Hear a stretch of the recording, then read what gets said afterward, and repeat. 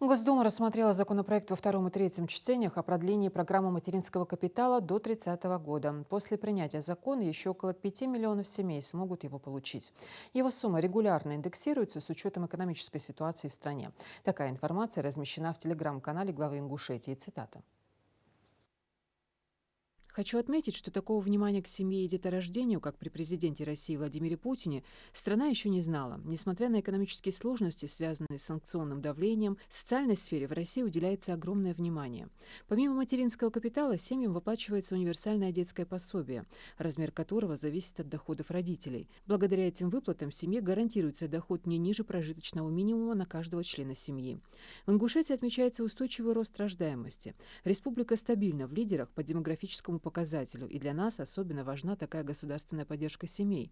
Материнский капитал помог многим семьям улучшить жилищные условия, оплатить учебу или решить другие задачи, на которые можно тратить средства маткапитала.